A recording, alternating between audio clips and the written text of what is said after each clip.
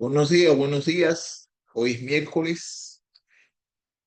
Vamos a estudiar el libro de Titos. Vamos a comenzar a estudiar el libro de Titos. Entonces voy a hacer una introducción acerca del libro de Titos y vamos a aprender algo bueno acerca de este libro que tiene 3 capítulos. ¿Ok? Tito, Tito era un creyente griego ganado para Cristo a través del ministerio de Pablo. Pablo fue el que ganó a Tito. Pero ni aun Tito, que estaba conmigo, fue obligado a circuncidarse, aunque era griego. Eso está en el libro Gálatas, capítulo 2, versículo 3. A Tito, verdaderamente hijo en la común fe, gracias y paz de parte de Dios, de parte de Cristo Jesús nuestro Salvador. Sabemos poco sobre su antecedente. No se le menciona ni una sola vez en los Hechos, en el libro de los Hechos. Es probable que fuera un converso del paganismo a quien el apóstol reclutó para el servicio. Ayudó a llevar la ofrenda para los santos. Tito le rogué que fuera y con él envía a otros hermanos. ¿Acaso obtuvo Tito ventaja de ustedes? No, no nos hemos conducido nosotros en el mismo espíritu y seguido a las mismas pisadas. Y se encontró con Pablo en Troas, con el informe de la situación en Corinto. Cuando llegué a Troas para predicar el Evangelio de Cristo y se me abrió una puerta en el Señor. No tuve reposo en mi espíritu al no encontrar a Tito, mi hermano, despidiéndome pues de ello, así salí para Macedonia. Tito fue el ayudante de Pablo, estuvo en Creta para organizar la iglesia. Por esta causa te dejé en Creta para que pusieras en orden lo que queda y designaras ancianos en cada ciudad como te mandé. Hasta que Pablo pudiera enviar a Tíquico antenas para que se hicieran cargo. Cuando te envíe a Termas o a Tíquico, procura venir a verme en Nicópolis porque he decidido pasar allí el invierno. Tito estaba en Roma durante el segundo encarcelamiento de Pablo, de donde viajó a Dalmacia en una misión para el apóstol. Pues Demas me ha abandonado, habiendo amado este mundo presente, y se ha ido a Tesalónica. Crescente se fue a Galacia y Tito a Dalmacia. Mm. La estimación que Pablo tenía de Tito se da a conocer en diferentes lugares. En cuanto a Tito, es mi compañero y colaborador entre ustedes. En cuanto a nuestros hermanos, son mensajeros de la iglesia y gloria de Cristo. La carta, la carta, la prisa de Pablo al dejarla a Tito en Creta hizo necesario que la escribiera para animar e instruir a este dedicado colaborador. Los cretenses no eran las personas más fáciles con las que trabajar, como señala Tito. Uno de ellos, su propio profeta, dijo: los cretenses son siempre mentirosos, malas, bestias, glotones y ociosos. Este testimonio es verdadero, por eso reprendelos severamente para que sean sanos en la fe. No sabemos quién comenzó la iglesia en Creta, pero esto sí lo sabemos. La organización de la iglesia y la vida de los miembros habían caído en descrédito. Es probable que la iglesia sufría por dos fuentes: judaizantes, visitantes que mezclaban la ley y la gracia, y cristianos ignorantes que abusaban de la gracia de Dios y la convertían en un libertinaje. Pablo tenía varios propósitos en mente cuando escribió esta carta: recordar a Tito su trabajo de organizar la iglesia y nombrar ancianos, advertirle sobre los falsos maestros y animarle a pastorear a los diferentes tipos de personas en la iglesia. e enfatizar el verdadero significado de la gracia en la vida de los cristianos y explicar cómo tratar con los alborotadores en la iglesia. En énfasis, varias palabras se repiten en esta breve carta, ayudándonos a comprender la carga que pesaba en el corazón de Pablo. Observe que hay una gran énfasis en las buenas obras. En las buenas obras son mencionadas muchas veces aquí en este libro. Ser salvado por la gracia significa ser salvado por las buenas obras. La doctrina cristiana y la vida cristiana deben ser sanas. Debe haber una vida de piedad, no de mundanidad. La gracia de Dios lleva a una persona a vivir una vida piadosa. Si quieres un versículo clave para el libro, que probablemente sea el versículo 3, capítulo 3, versículo 8, que los que creen en Dios procuren ocuparse en buenas obras. Los que crean en Dios, que procuren ocuparse en buenas obras. La casa de Dios, un llamado a la integridad. Este pasaje nos anima a reflexionar sobre nuestras propias vidas y el liderazgo en nuestras comunidades. Nos recuerda, nos recuerda también que los líderes deben ser ejemplos a seguir y cada uno de nosotros está llamado a vivir de manera que refleje a Cristo. Tenemos que reflejar a Cristo en nuestras acciones, en nuestras cosas. Puede fortalecer nuestra comunidad al fomentar la integridad y la responsabilidad en nuestras vidas cristianas. Esta clase podría enseñar sobre la importancia de la integridad personal y de la comunidad en la fe. Resalta que todos los creyentes, no solo los líderes, deben buscar vivir de acuerdo con los principios de la palabra de Dios, promoviendo así un ambiente de espiritual saludable. Cristo, Cristo es el modelo perfecto de integridad y pobreza. A través de su vida vemos lo que significa ser irreprochable y la importancia de confrontar el pecado. En el contexto de enseñar a Tito, reconocemos que Cristo es quien capacita a los líderes y a la iglesia para vivir en santidad y buscar la verdad. Pablo comenzó su carta con varias amonestaciones para que Tito las extendiera a fin de que pudiera cumplir su ministerio. Debía proclamar la palabra, debía proclamar la palabra, debía organizar la iglesia, debía refutar a los falsos maestros. Bueno, debía proclamar la palabra, lo podemos ver desde el versículo 1 al 4. Debía organizar la iglesia, lo podemos ver desde 5 al 9. Y debía refutar a los falsos maestros del 10 al 16. ¿Ok? Debía proclamar la palabra. Eso lo vamos a ver lo que le quiere decir a Tito aquí, desde el versículo 1 a 4.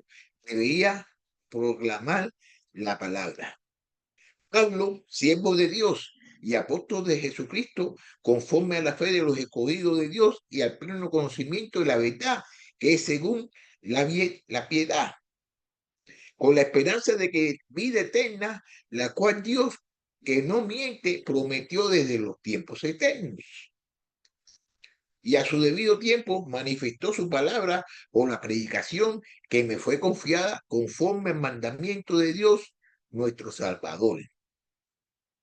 A Tito, verdadero hijo en la común fe, gracia y paz de parte de Dios el Padre y de Cristo Jesús, nuestro Salvador. Bueno, este saludo formal es más que la parte inicial de la carta. Es una declaración del lugar de la palabra de Dios en la vida de la iglesia. Pablo era siervo y apóstol, según la fe de la iglesia, los elegidos de Dios, los escogidos. Su ministerio no estaba separado de la iglesia, sino directamente ligado a ella. Esta fe es lo que Judas llama la fe que ha sido una vez dada a los santos. Es ese depósito de verdad que Dios le dio a Pablo y que Pablo a su vez había dado a Tito y a Timoteo. Uno de los problemas en Creta era un abuso de la gracia de Dios. Dios nos ha salvado por gracia, argumentaba esta gente. Así que somos libres de pecar. Somos libres de pecar. Pablo responde a esta enseñanza desde el principio, definiendo la fe como la verdad que es según la piedad. Piedad es una palabra favorita de Pablo. Significa santidad, que significa santidad práctica en la vida diaria. Mire, por los reyes y por todos los que están en autoridad para que podamos vivir una vida tranquila, sosegada, con toda piedad y dignidad. E indiscutible, grande es el misterio de la piedad. Él fue manifestado en la carne, vindicado en el espíritu, contemplado por los ángeles, proclamado entre las naciones, creído en el mundo, recibido arriba en gloria. Profesan conocer a Dios, pero con sus hechos lo niegan, siendo abominables y desobedientes e inútiles para cualquier obra buena. Más adelante, en Tito, vamos a ver, Pablo explica que la gracia nos salva y también nos disciplina para vivir vidas dedicadas. Porque la gracia de Dios se ha manifestado trayendo salvación a todos los hombres, enseñándonos que negando la impiedad y los deseos mundanos, vivamos en este mundo sobria, justa y piadosamente, aguardando la esperanza bienaventurada a la manifestación de la gloria de nuestro gran Dios y Salvador, Cristo Jesús.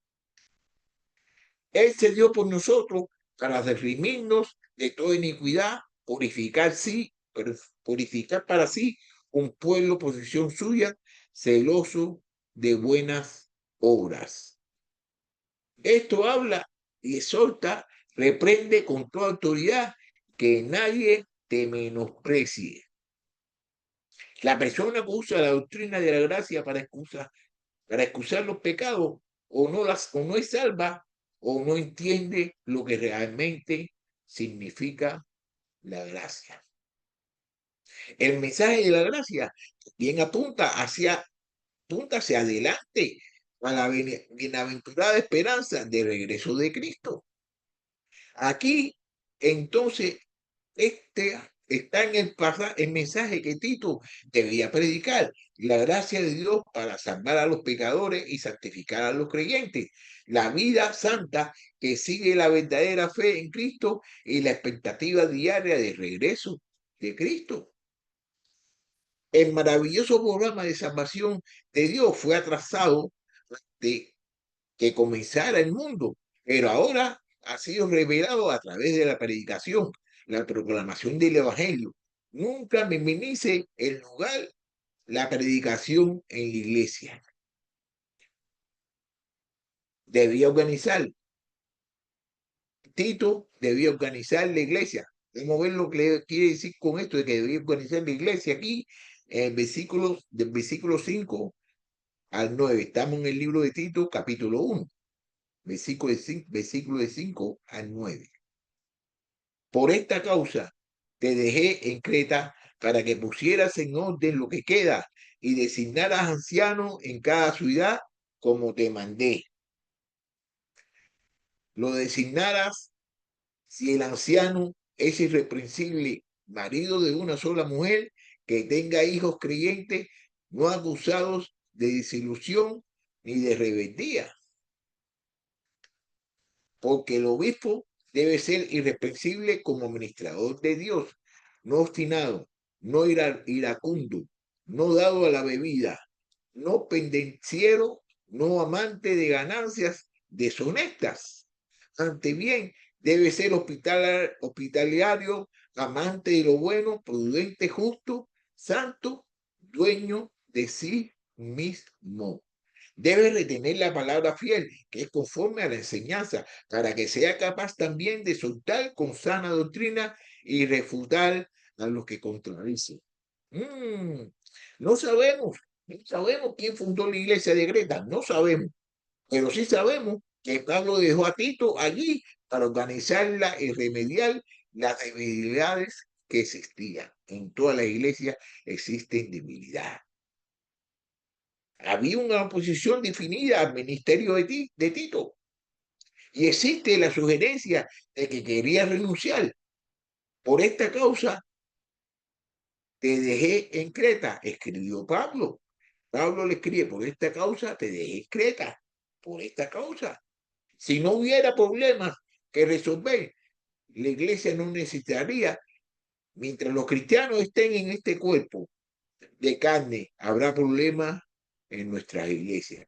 Mientras que estemos en eso, vamos a tener problemas en cada iglesia en que nosotros estemos. Cuando suben, cuando suben los problemas, la respuesta no es ocultarlo, la respuesta no es ocultarlo, ni que los oficiales renuncien y que busquen una nueva iglesia, porque de todos modos, donde quiera que vayas, vas a encontrar problemas. Uno no tiene que renunciar, uno tiene que saber cómo resolver los problemas. Así sea, cualquier problema que sea, no te vayas para otro lugar, porque en otro lugar vas a encontrar problemas igual. La respuesta es enfrentarlo. La respuesta para los problemas es enfrentarlo honestamente y fervientemente en oración y resolverlo de acuerdo a qué, de acuerdo a cómo tenemos que resolver los problemas que suceden con la palabra de Dios. Muchas veces, la mayoría de las veces, se forman más problemas. Queremos resolver los problemas en la palabra de nosotros y en los pensamientos de nosotros. Para nosotros poder resolver los problemas de la iglesia, tenemos que hacerlo de acuerdo con la palabra de Dios. Cuando no lo queremos hacer así o no lo hacemos así, siempre vamos a estar en problemas porque no estamos haciendo lo que la cabeza quiere que haga. Y la cabeza, ¿quién es? Es Dios. Y Dios nos puede guiar a todos nosotros mediante su palabra. ¿Y dónde está la palabra? En la Biblia. Tenemos que ir a la Biblia cuando suceda cualquier tipo de problema. Pero muchas veces no estamos haciendo eso, estamos haciendo las cosas por nuestra manera. Por eso mismo es que hay tantos problemas, tantas personas que se van de la iglesia y tantas personas que no comprenden nada acerca de la que quiere Dios para su vida. Corrígese, corrígese en él, tenemos que corregirnos en él. Eso está en el versículo 5. Es un término médico que significa colocar un hueso roto, corrígese o enderezar una extremidad torcida. La iglesia es un cuerpo, como le dije anteriormente, la iglesia es un cuerpo y el pastor debe ser ocasionalmente un médico espiritual y colocar algunos huesos. Colocar algunos huesos. Tito no debía seleccionar a los ancianos. Tito no debía seleccionar a los ancianos, es decir, a los obispos, de nombres para el mismo oficio. Debía ordenar a aquellos a quienes la iglesia había elegido. La iglesia es lo que elige a los ancianos, a los líderes de la iglesia. Es la iglesia lo que lo elige, no lo elige una sola persona. En cada ciudad, en el versículo 5, indica que el evangelio se había extendido de un lugar a otro. Es como debe ser. Estas calificaciones para los ancianos son paralelas a las dadas en Timoteo capítulo 6, capítulo 3. Hijos creyentes en él. Hijos creyentes en él. En el versículo 6 significa hijos que creen para la disolución, que creen en la palabra, que creen en la palabra. Mira lo que dice aquí en el versículo, Lucas capítulo 15, versículo 13. No muchos días después, el hijo menor Juntándole todo, partió a un país lejano. Allí malgastó su hacienda viviendo perdidamente. El obispo es un administrador de las bendiciones de Dios, tanto materiales como espirituales. Que todo hombre os considere de esta manera como servidores de Cristo y administradores de los ministerios de Dios. Ahora bien, lo que se requiere, además de los administradores, es que cada uno sea hallado fiel. Debe retener la palabra fiel. Esto trae a la mente las palabras fieles de Pablo, palabra fiel y dignidad de ser aceptada por todos. Cristo Jesús vino al mundo para salvar a los pecadores, entre los cuales yo soy el primero. Palabra fiel es esta, digna de ser aceptado por todos. Palabra fiel es esta. Y en cuanto a estas cosas quiero que hables con firmeza para que los que han creído en Dios procuren ocuparse en buenas obras. Estas cosas son buenas y útiles para los hombres. El pastor debe conocer la palabra por dos razones: para poder ministrarla a los santos y para poder refutar a los falsos maestros. Contradicen en el versículo 9, contradicen en el versículo 9 significa aquellos que dicen en contra a aquellos que contradicen. Bueno, la tercera, la tercera que Pablo quiere que Tito haga, debía refutar a los falsos maestros. Eso lo vamos a ver aquí en el libro de Tito, capítulo 1, versículo 10 al 16. Vamos a ver lo que dice el hermano Pablo acerca de refutar a los falsos maestros. Tenemos que hacer eso, se está sucediendo mucho hoy en día. Porque hay muchos rebeldes, habladores vanos y engañadores, especialmente los de la circuncisión, a quienes aprecio a tapar la boca porque están trastornando familias enteras, enseñando por ganancias deshonestas cosas que no deben. Uno de ellos, su propio profeta, dijo: los cretenses son miembros mentirosos, son siempre mentirosos, malas bestias, glotones, ociosos. Este término, este testimonio es verdadero, por eso repréndelos severamente para que sean sanos en la fe y no presten atención a mitos judaicos y mandamientos de hombres que se apartan de la verdad. Todas las cosas son puras para los puros, pero para los corrompidos e incrédulos nada es puro, sino que tanto su mente como su conciencia están corrompidas. Profesan conocer a Dios, pero con sus hechos lo niegan, siendo abominables y desobedientes e inútiles para cualquier obra buena. Donde quiera, donde quiera que Cristo está, siembra buenas semillas. Donde quiera que Cristo está, siembra buenas semillas. ¿Quiénes son los semillas? Los creyentes. Satanás sigue con semillas falsas y falsos maestros. Satanás sigue con semillas falsas y falsos maestros. Había en Creta un grupo de personas que contradecían la enseñanza de Pablo y enseñaban en cambio fábulas judías y los mandamientos de los hombres, que eran las cosas tradicionales y las cosas, el legalismo. Debemos estar constantemente atentos a las falsas enseñanzas. Debemos estar constantemente atentos a las falsas enseñanzas. Los de la circuncisión, en el versículo 10, habían batallado contra Pablo desde Jerusalén hasta Roma y todavía se oponen a la verdad, todavía. Cuando mezclamos la ley con la gracia, terminamos con una falsa doctrina. Pablo describe a estos maestros como habladores vanos, engañadores e insubordinados. Pablo incluso citó a un famoso poeta, Epimenides, quien describió a los cretenses como mentirosos, bestias, feroz y glotones ansiosos. No una hermosa descripción, o no es una hermosa descripción de ellos, pero eran así. De hecho, la gente de los días de Pablo inventó una nueva palabra a partir del nombre de Creta, que significaba mentir para como un cretense, para hablar como un cretense. Por supuesto, Pablo no está sugiriendo que todos los cretenses eran glotones, perezosos, mentirosos. Sin duda, había muchas personas, tanto dentro como de la fuera de la iglesia, que vivían vidas decentes.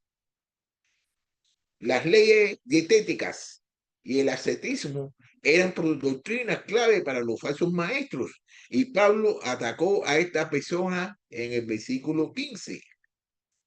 Es lamentable que en el versículo 15 haya sido tan groseramente malinterpretado por algunos cristianos mal informados. Algunos cristianos lo usan para apoyar sus propias prácticas pecaminosas, diciendo, para los puros, todas las cosas son puras. Así que lo que estoy haciendo no está mal. Pablo no tenía nada de esto en mente cuando dictó estas palabras. Estaba lidiando con problemas de los alimentos limpios e inmundos como lo había hecho en otras ocasiones.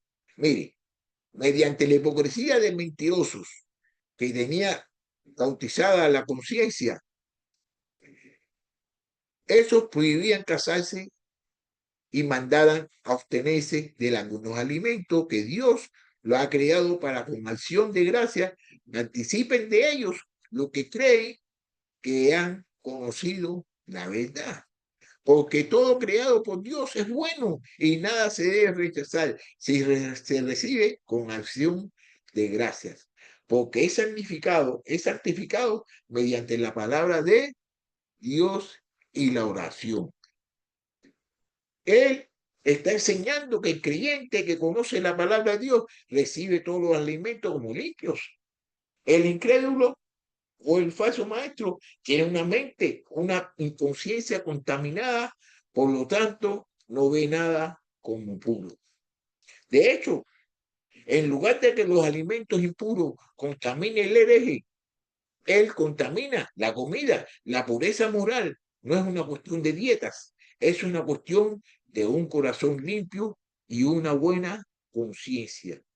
Jesús enseñó, Jesús enseñó esto. Jesús enseñó esto. La lámpara del cuerpo es el ojo. Por eso si tu ojo está sano, todo tu cuerpo estará lleno de luz. Pero si tu ojo está malo, todo tu cuerpo estará lleno de oscuridad. Así que si la luz que hay en ti es oscuridad, ¿cuán grande será la oscuridad? Yo sé y estoy convencido en el Señor Jesús de que nada es inmundo en sí mismo, pero para el que estima que es algo inmundo, para él no es. ¿Cómo debía Tito? ¿Cómo debía Tito tratar a estos falsos maestros? ¿Debería unirse a ellos o intentar ver su punto de vista? No, debía taparnos la boca y reprenderlos severamente, como lo hizo en el versículo 11 y el versículo 13. Después de todo, sus enseñanzas estaban trastornando, subvirtiendo a las familias enteras, y su motivo era simplemente ganar dinero, que eran ganancias deshonestas. No deseaban honrar al Señor. El versículo 16 resume la situación.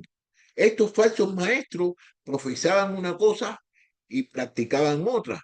Negaban a Cristo con sus obras, eran abominables y desobedientes.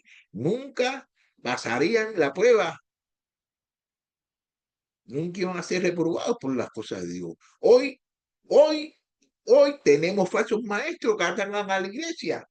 Una cosa es que la gente se aferre a una doctrina falsa por ignorancia y otra muy distinta que se sostenga a la enseñanza como la verdad de Dios. Se lo voy a repetir otra vez. Una cosa que es que la gente se aferre a una doctrina falsa por ignorancia y otra muy distinta que la se sostenga a la enseñanza como la verdad de Dios.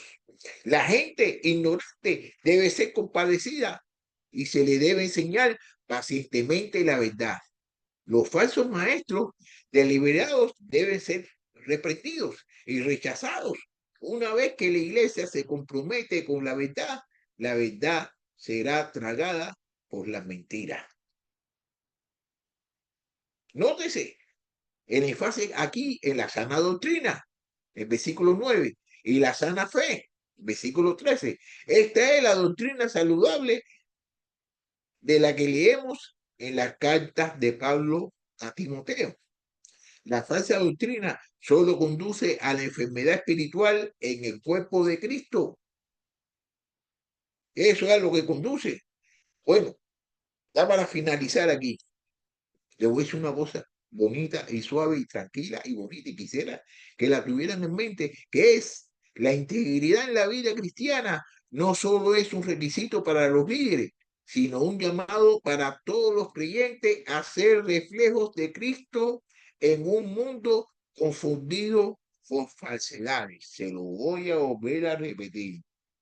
La integridad en la vida cristiana no es solo un requisito para los líderes, sino llamado para todos los creyentes a ser reflejos de Cristo en un mundo confundido por falsedades.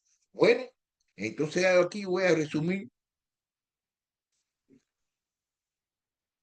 esta clase en el día de hoy, que la tuvimos en primer libro de Timoteo, donde hicimos una introducción del libro y de la carta, hicimos una introducción de la carta y estudiamos el capítulo número 1. Entonces ahí nos vamos a ver el viernes. El viernes nos vamos a ver con el capítulo 2. Ay.